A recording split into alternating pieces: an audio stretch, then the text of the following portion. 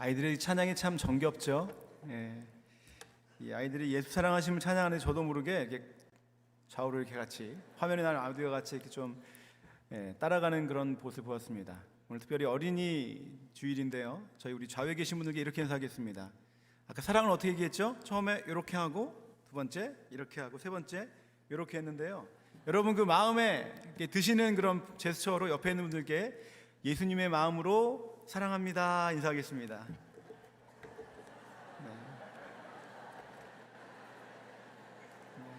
예. 이것이 바로 우리 교회를 바라보신 하나님 아버지의 그 마음이 아닌가 싶습니다. 우리 노희성 목사님께서는 이 함께 교회를 섬기시던 김봉수 목사님, 이 밴쿠버 지구촌 교회가 날로 이렇게 부흥한다는 아주 기쁜 소식을 듣고 있는데요. 오늘 주일에 그 교회에 가셔서 또 주님의 말씀을 선포하십니다. 이 토론토하고 밴쿠버는 한 3시간 정도의 그 시차가 있는데 아직 이제 예배가 시작되지 않았거든요. 우리 오늘 주일 말씀을 위해 특별히 기도로 또 중보해 주시길 부탁드립니다. 예수를 만나다, 저희가 계속해서 이 마가복음 가운데 우리에게 말씀하시는 그 예수님을 만나보고 있는 시간을 갖고 있습니다.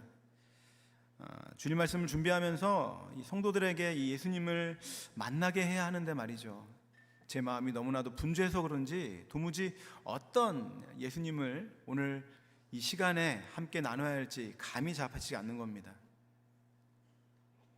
예수님께서 이 35절밖에 되지 않는 그런 3장에서요 무려 이 5번이나 장소를 바꾸시거든요. 처음에는 회당에 계시다가 그러다가 바닷가로 가시고, 바닷가에서 산 위로 가시고, 또 집으로 들어오셨다가 다시 집 밖으로 나가시고, 이렇게 분주하게 움직이시는데, 아니 좀 한 곳에 머물러 계시면 좀 제가 그 말씀을 가지고 잘 묵상할 텐데 여러 곳에 옮기시니까 도무지 어떤 예수님을 전해야 할지 막막하더라고요. 좀 예수님이 야속하기도 하고요. 계속해서 이 말씀을 묵상하다가 한 가지가 제 눈에 이렇게 들어왔습니다. 그것이 무엇이냐면, 여러 번 장소를 바꾸시긴 하지만 그러나 그 가운데 함께 하시고 또 거기에 있는 사람들에게 질문하시는 그런 예수님이 저에게 다가오셨습니다. 아, 그렇구나. 제가 이번 주일에는 그런 질문하시는, 우리의 삶 가운데 질문하시는 하나님을 함께 나눴으면 좋겠다라는 그런 마음이 들었습니다. 또 한편으로는 마치 이 장면을 통해서 바쁘고 분주한 우리의 삶 속에서 넌 무엇을 보고 있니? 그리고 무엇 때문에 그렇게 분주하니? 라고 물으시는 또한 예수님의 음성을 들을 수 있었습니다. 이처럼 예수님은요 우리 인생 가운데 끊임없이 질문을 던지시는 분이십니다.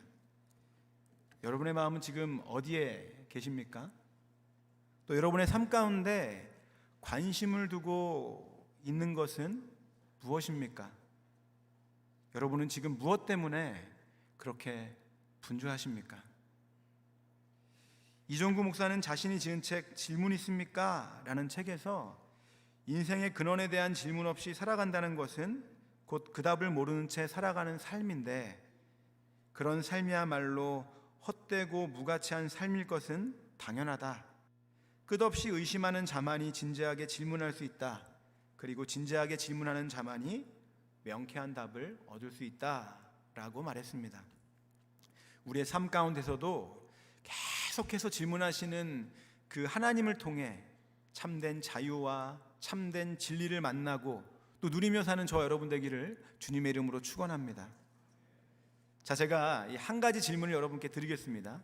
근데 너무 어려운 질문은 아니니까요, 그냥 쉽게 대답하시면 됩니다. 이 질문하다라고 하는 사전적 의미가 과연 무엇일까요? 질문하다, 그것은요 이 알고자 하는 바를 얻기 위해 묻다라는 의미를 가지고 있습니다. 이 비슷한 말로는 질의하다, 문의하다, 물어보다, 캐묻다, 신문하다, 이 묻다라고 하는 그런 말이 있고요, 이 반대말로는 대답하다, 응답하다라는 그런 말이 있습니다. 즉 이 질문하다라고 하는 그 말의 의미 안에는요 마치 젓가락이 두 쪽이 되어야 우리가 음식을 먹을 때 아주 잘 먹을 수 있는 것처럼 질문에는 반드시 대답이 있다라고 하는 것이죠. 즉 질문 없는 대답 없고 대답 없는 질문이 없다라고 하는 말입니다. 그리고 질문에는요, 이 반드시 궁금증이 있어야 함을 전제로 하고 있습니다. 만약 우리의 삶 속에 그 무엇인가에 대한 궁금증이 사라진다면 과연 어떤 삶을 살고 있을까요? 아마도 지금 우리가 누리고 있는 이 문명의 편리함을 누리지 못하고요, 여전히 구석기 시대와 같이 이 원초적으로 살아가고 있지는 않을까 생각해 보게 되었습니다. 모든 변화의 시작은 바로 이 왜라고 하는 궁금증에서 시작되기 때문입니다. 아니, 어떤 현상에 대한 질문이 없는데, 궁금한 게 없는데 어떻게 새로운 것을 우리가 시도하고 그것을 알아내려고 노력할 수 있겠습니까? 남자와 여자가 만나서 이 궁금해질 때 연애가 시작되는 거고요, 어떤 학문에 대해서 궁금해질 때 그 학문을 더 깊숙이 연구하게 되는 것과 같은 것이죠.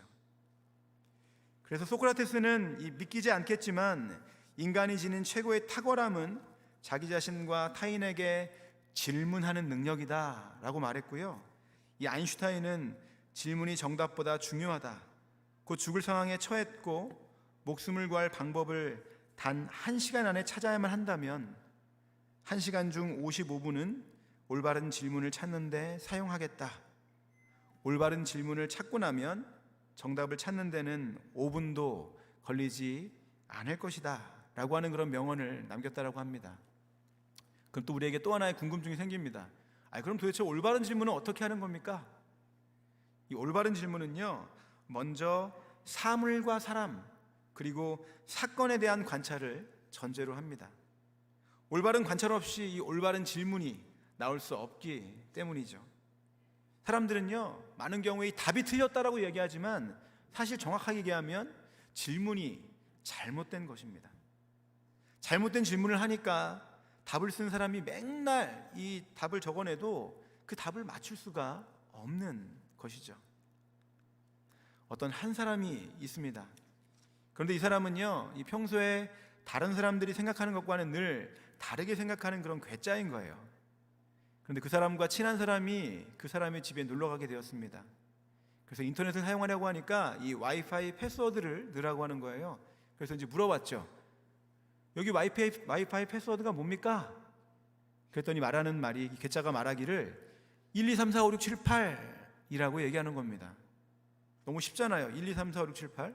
그래서 그 번호를 이 와이파이 패스워드 넣었는데 아니 계속 틀렸다라고 얘기가 나오는 거예요. 자기가 잘못 들었나 싶어가지고 이 사람한테 좀 종이에 적어달라고 그렇게 요청을 했다라고 합니다. 그랬더니 그 사람이 어떻게 적었는지 아십니까? 바로 보신 화면과 같이 적어주었다라는 거예요. 무슨 말인지 이해가세요? 1이 2개고 3이 4개고 5가 6개고 7이 8개라고 하는 것이죠. 이 참 괴짜스러운 그런 답이 아닙니까?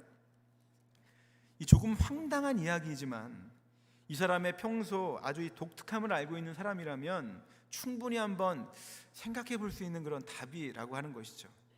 그런데 만약 오늘 이 사람을 처음 만나본 사람이라면 죽었다 깨도 절대로 유추할 수 없는 그런 패스워드였던 것입니다. 즉 그 사람에 대한 올바른 관찰이 전제될 때에 그 사람이 의도하는 답도 맞출 수가 있는 겁니다. 여러분 어떠세요? 이 말에 공감하십니까? 이 질문이라는 것은요, 우리의 일상의 삶에서도 중요하지만 또한 우리의 영적인 신앙생활에서도 아주 중요한 위치를 차지하고 있습니다. 그래서 하나님께서는 우리의 인생 가운데 수없이 많은 질문들을 말씀을 통해 던지십니다. 우리를 창조하신 목적이 무엇인지, 또한 우리에게 주신 사명이 무엇인지, 또 그 목적과 사명 가운데 잘 살아가고 있는지를 말이죠. 결국 그 질문을 통해서 하나님께서 우리에게 원하시는 것은 하나님과의 인격적인 만남을 원하시고 계십니다. 하나님은 우리를 인격적으로 대하시기 때문에 일방적인 설명이나 이 명령이 아니라 질문으로 물으시며 우리가 올바르게 깨닫길 원하시는 분이십니다. 그리고 함께 가자고 초청하여 주시죠. 그 질문은 결국 우리와 소통하고자 하시는 하나님 아버지의 따뜻한 손길이며 또한 사랑의 표현입니다. 성경에서는요, 이 질문하신 하나님을 많이 볼 수 있습니다. 내 이름이 무엇이냐? 내가 어디 있느냐? 내가 어디서 왔느냐? 어느 길로 가느냐? 바로 우리의 삶에 대한 질문을 던짐으로써 우리의 정체성과 방향이 어디로부터 와서 또한 어디로 가야 하는지를 말씀하고 계신 것이죠. 이 질문은요, 이 관계성으로 확장이 됩니다. 즉 하나님과의 질문을 통한 만남은 결국 우리의 관계를 되짚어보게 하고요, 하나님을 닮아가는 온전함을 추구하게 됩니다. 그렇기 때문에 하나님을 향한 질문이 없다면 우리의 신앙생활은 발전하지 못하고 정체되게 될 것입니다. 하지만 삶 속에서 또한 우리의 신앙생활 속에서 질문이 있을 때에 우리는 좀 더 이전보다 나은 육적이고 또한 영적인 삶을 살아갈 수 있게 되는 것이죠. 이처럼 질문은요, 우리로 하여금 이 세상을 살아가야 하는지에 관하여 분명하게 깨닫게 하시고요, 또 삶의 진정한 의미를 발견하게 해줍니다.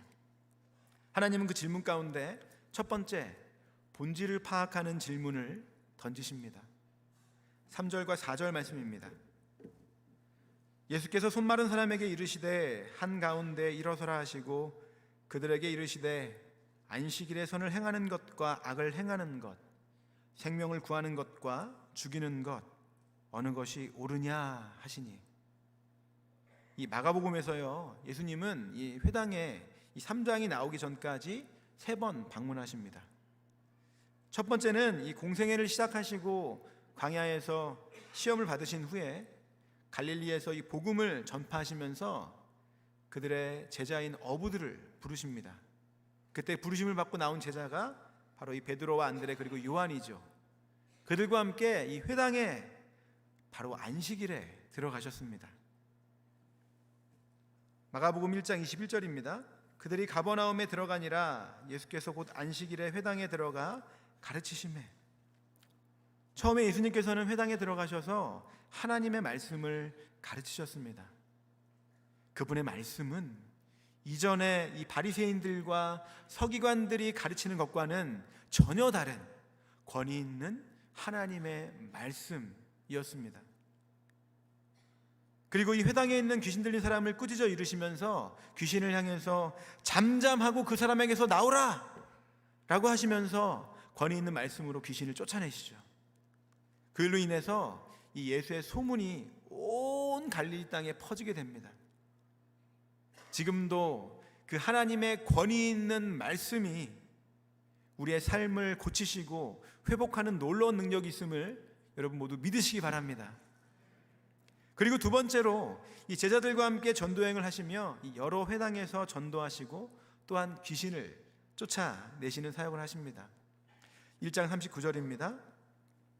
온 갈릴리에 다니시며 그들의 여러 회당에서 전도하시고 또 귀신들을 내쫓으시더라.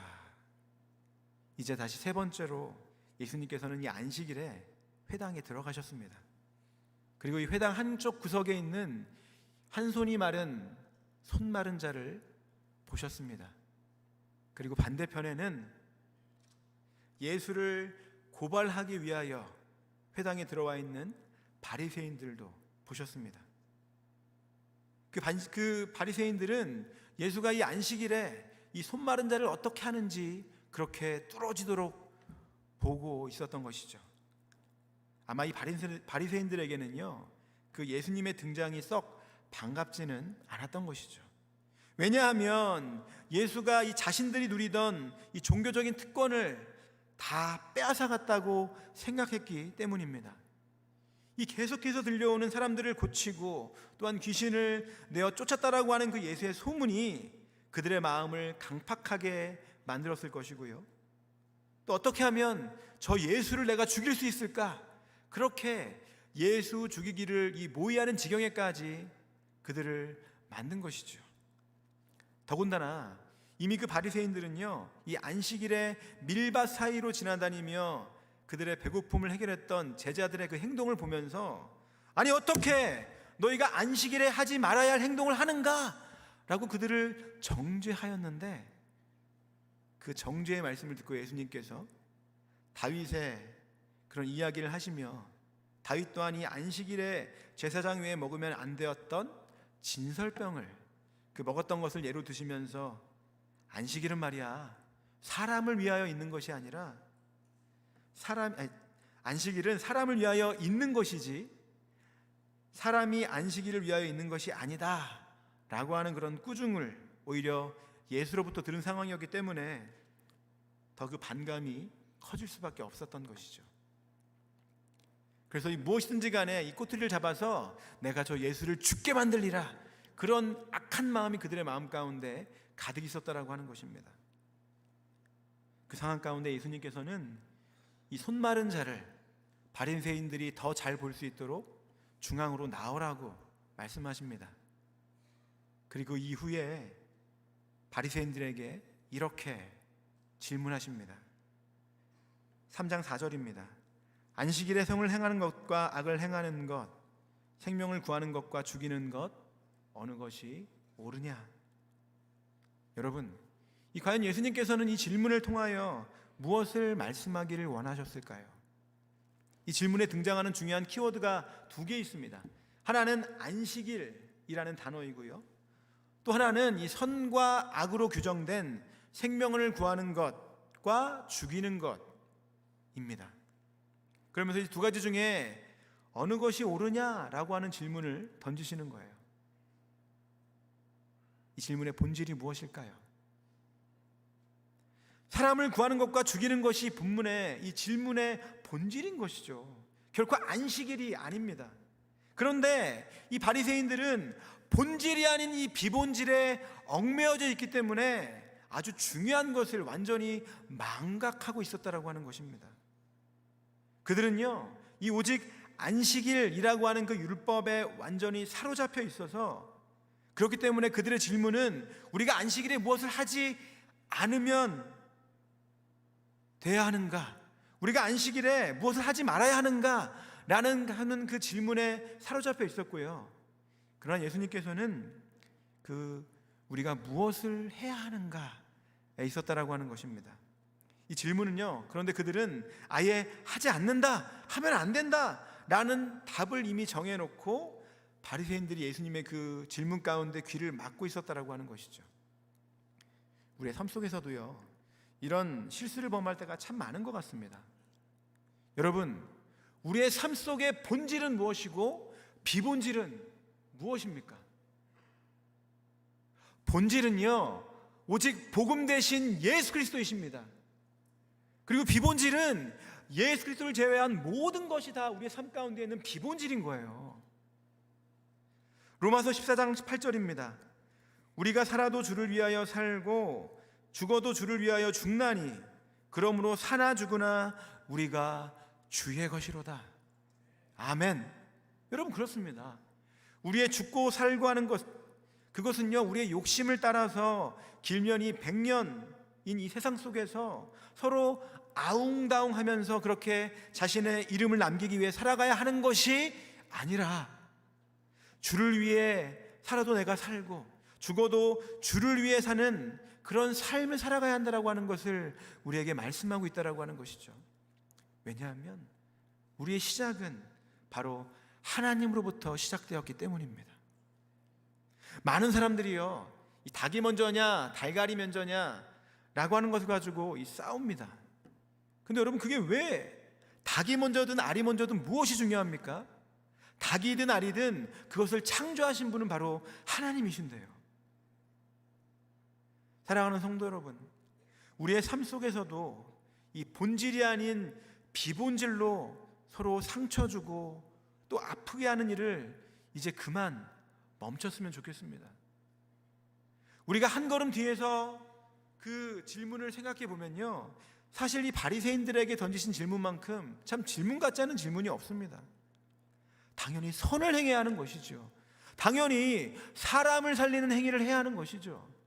거기서 왜 고민합니까? 그런데 바리새인들은 뭐라고 이야기해요? 4절입니다.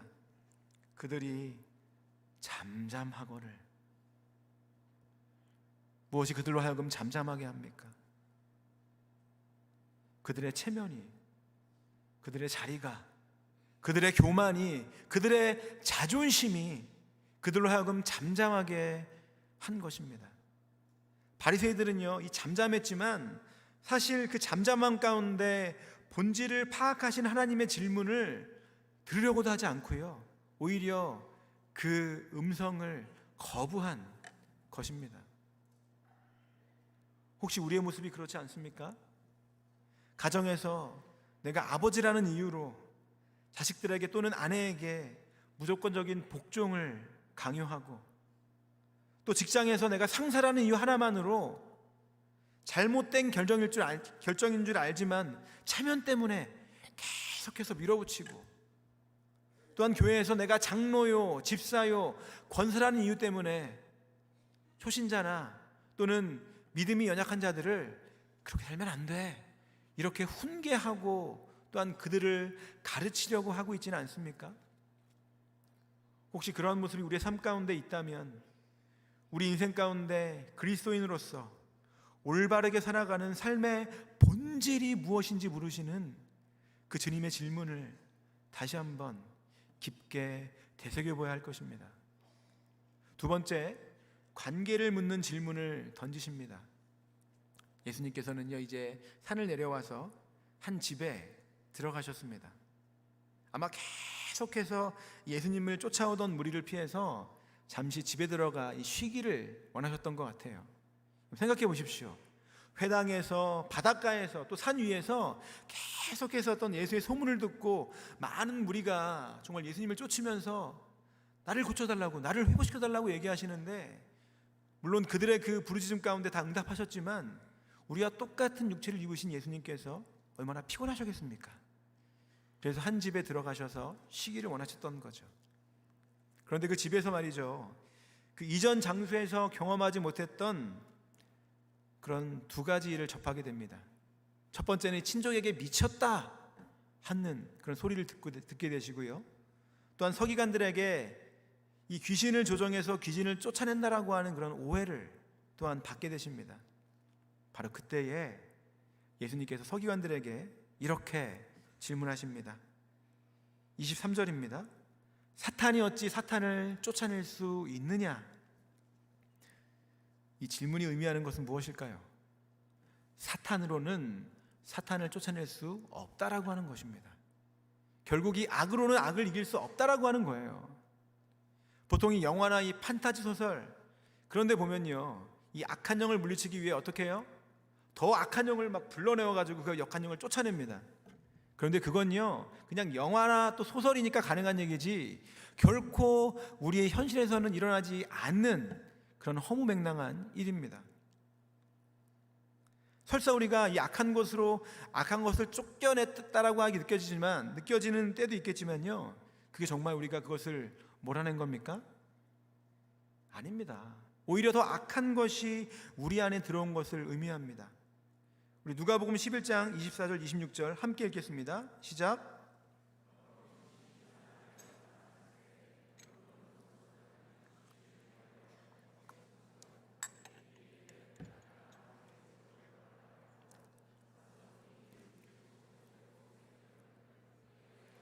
저보다 더 악한 귀신 7을 데리고 들어가서 거하니 그 사람의 나중 형편이 전보다 더 심하게 되느니라. 결국 우리 안에 있는 그런 문제를 해결하기 위해서 악하고 음란하며 하나님이 기뻐하지 않는 그런 행동으로 우리가 그것을 사용하면요, 아주 잠깐 그것이 주는 거짓 즐거움과 기쁨이 있을 수는 모르겠지만, 그러나 시간이 지나면 우리에게 즐거움과 기쁨을 주었던 것이 오히려 우리 인생의 족쇄가 되어서 나의 삶을 더 구속하고 짓누르게 되는 결과를 맞이하게 되는 겁니다. 왜냐하면 사탄이 우리의 인생 가운데 주는 것은요, 결국 파멸이라는 이름 한 가지밖에 없기 때문입니다. 요즘 이 대한민국 사회를 뒤흔들고 있는 사건 중에 하나의 큰 이슈가 무엇이죠? 바로 이 마약입니다. 많은 사람들의 인기를 얻어 이 크게 성공한 이 한 아이돌이 자신에게 주어진 그 인기와 부와 명성을 놓치는 것을 두려워서 그것을 잊으려고 아주 잠깐의 즐거움을 누리기 위해 이 마약이라고 하는 잘못된 길을 선택했습니다. 결국 그것으로 말미암아 아주 잠깐의 즐거움은 주었을지 모르겠지만 그가 지금까지 쌓아왔던 모든 것들을 한순간에 완전히 무너져 버리게 만들었습니다. 참, 매스컴을 통해 이 그 사람의 모습을 보는데요, 너무나도 이 불쌍한 인생이구나 라고 하는 생각이 들더라고요.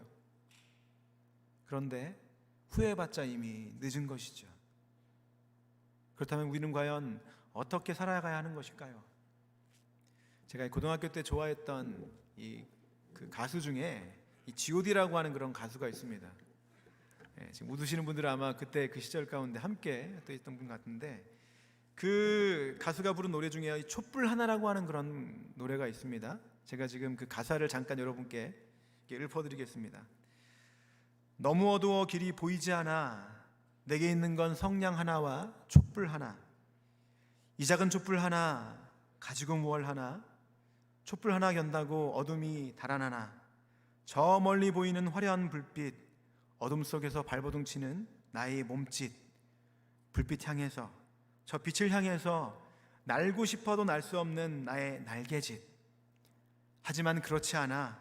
작은 촛불 하나 켜보면 달라지는 게 너무나도 많아. 아무것도 없다고 믿었던 내 주위엔 또 다른 초 하나가 놓여져 있었기에 불을 밝히니 촛불이 2개가 되고 그 불빛으로 다른 초를 또 찾고 3개가 되고 4개가 되고 어둠은 사라져가고. 나중에 이제 가사를 보니까요, 이 가사를 작사한 사람이 분명히 크리스찬인 것 같더라고요. 그렇지 않으면 어떻게 이런 가사가 나올 수 없는 것이죠. 사실요, 우리가 우리 삶 가운데에 참 내 안에 있는 그런 음침한 것들, 또 어두운 것들을 어떻게 하면 쫓아낼 수 있을까, 그것 때문에 많이 고민하고 또 갈등하시는 분들이 참 많으시죠. 그런데 여러분, 사실 이 어둠을 쫓아내기 위한 방법은요 아주 간단합니다. 그 어두운 곳에 빛을 비추면 되는 거예요. 우리가 이 검정색을 다른 색으로 바꾸고 싶다고 해서 거기에다 계속 검정색을 들이붓습니다. 그렇다고 그게 다른 색으로 변화됩니까? 그렇지 않죠. 여전히 검정색인 것입니다. 이 검정색을 내가 다른 색으로 바꾸고 싶다라고 한다면 그 검정색에 다른 밝은 색을 섞으면 됩니다. 그럼 시간이 지나면 점점 더 검정색이 사라지고 이 밝은 색으로 변화가 되는 거예요. 즉, 우리의 삶 속에서도 아주 작지만 이 말씀 위에 세워진 우리 그리스도인들의 그 아름다운 삶의 촛불을 켜고 살아가게 되면요, 점점 더 소망이 없어, 그렇게 이야기하는 이 어두운 세상이 우리 그리스도인들로 말미암아 환해지게 되는 것입니다. 그런데 그것이 바로 이 주님과의 관계성과 연결되어 있다고 하는 것이죠. 요한복음 8장 12절입니다. 나는 세상의 빛이니 나를 따르는 자는 어둠에 다니지 아니하고 생명의 빛을 얻으리라. 할렐루야. 이 빛 대신 예수 그리스도를 따라 우리가 살아갈 때에 그 예수 그리스도의 빛으로 말미암아 우리 또한 생명의 빛을 비추며 사는 삶을 살 수 있다라고 하는 것입니다. 사실 사탄이 어찌 사탄을 쫓아낼 수 있으냐라고 하는 그런 질문을 통해서 이 서기관들에게 말씀하시는 중요한 사실 하나가 또한 이 안에 담겨져 있습니다. 예수님은요, 이 질문을 통해서 그들의 자녀들이 바로 그런 악행을 저지르고 있음을 보기 원하셨습니다. 마태복음 12장 27절 다시 한번 우리 한 목소리로 읽겠습니다.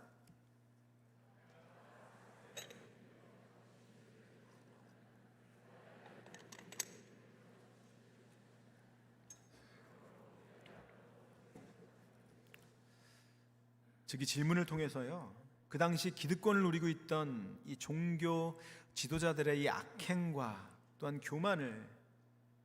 그 교만이 결국 그들의 자녀들과의 관계 가운데서도 계속해서 이어진다라고 하는 그런 무서운 것을 깨닫기 원하셨던 것입니다.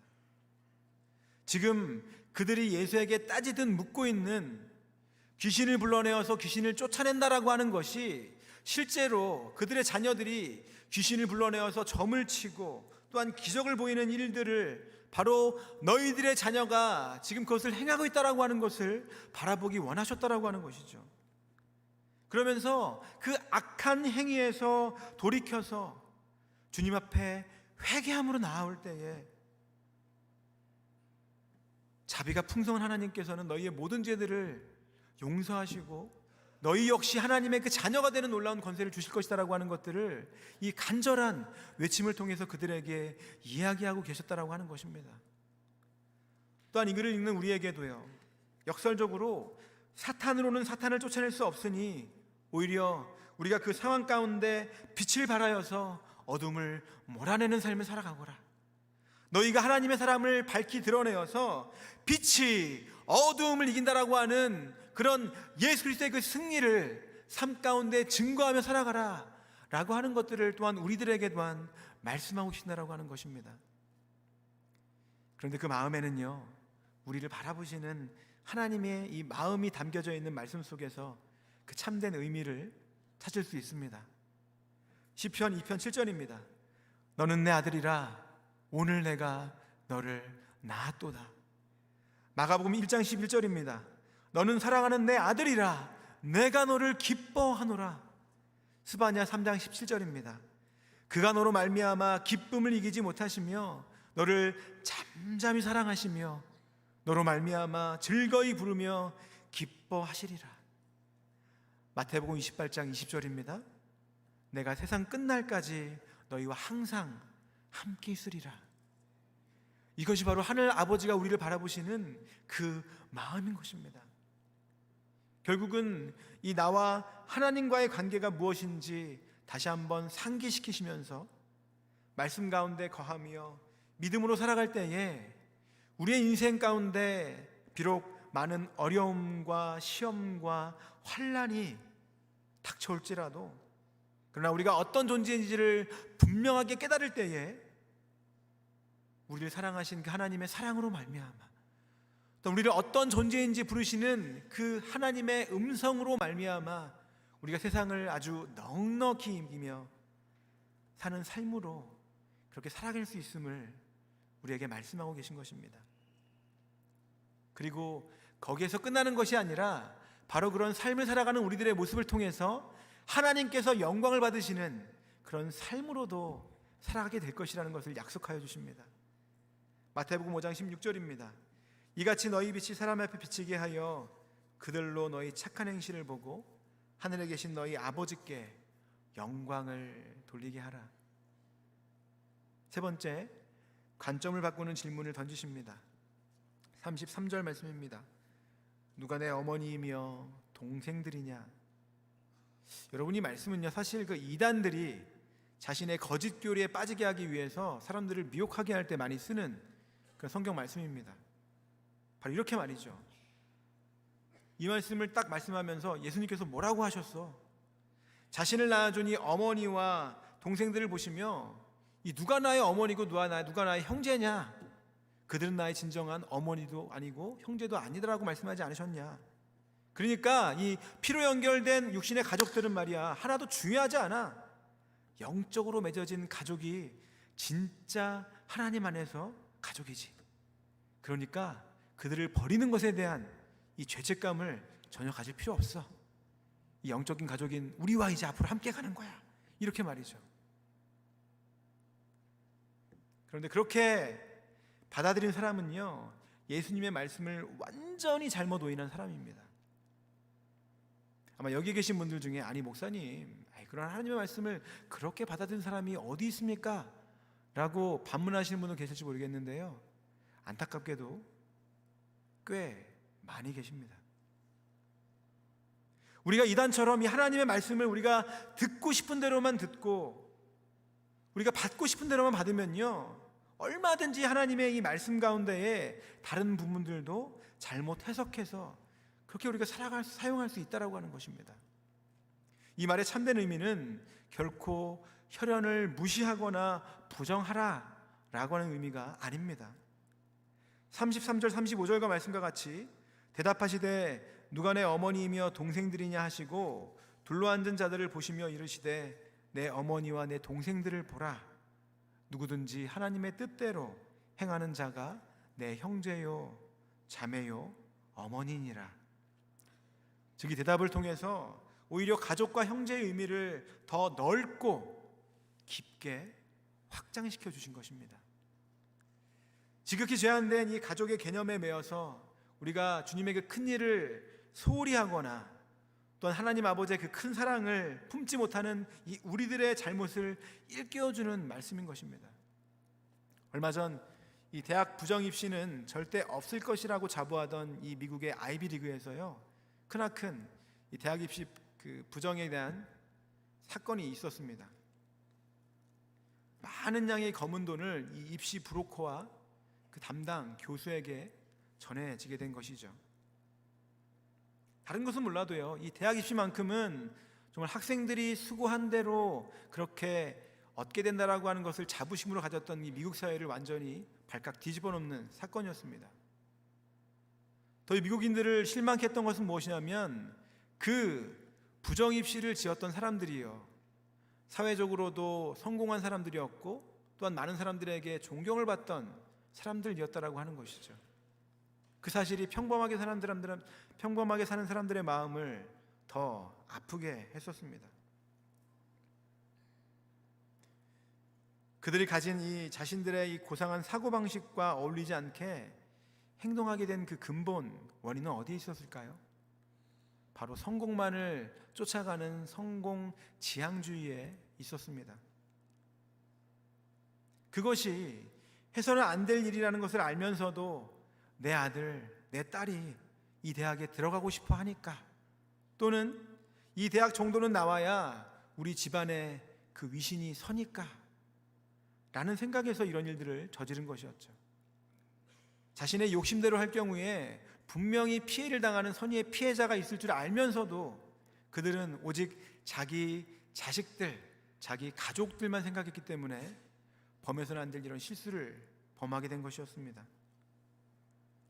즉 다른 사람들의 어떤 그런 상황은 전혀 신경 쓰지 않고 내 가족, 내 형제들의 일만 온통 마음을 쓰면서 이 가족의 이익이 모든 행위와 판단의 기준이 되는 사람들을 가리켜서 우리는 이 가족 이기주의에 빠졌다라고 하는데요, 부정입학 문제 외에도 우리의 삶의 주변 가운데 참 많은 부분 가운데 이런 가족 이기주의가 독버섯처럼 퍼져 있는 것을 우리는 볼 수 있습니다. 이 본문에 나타난 예수님의 말씀은요, 이런 우리들의 모습을 돌아보게 하십니다. 예수님께서 하신 이 말씀은 가족에 대한 의미를 무시하라 라고 하는 그런 뜻이 아니라 오히려 이런 기회를 통해서 하나님과의 관계가 더 소중함을 가르치고 계신 것은 아니었을까요?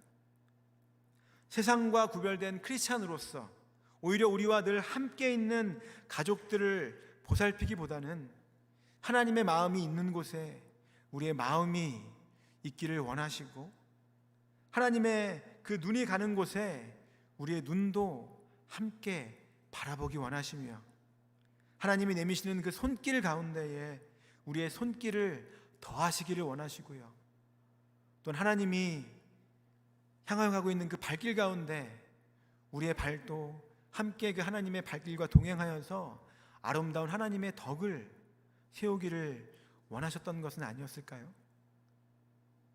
바로 나보다 남을 더 낫게 여기며 하나님의 뜻대로 살아가는 우리의 삶이 되기를 원하는 그 마음으로 우리의 관점과 사고를 바꾸는 그 질문을 던지신 것은 아니셨을까요?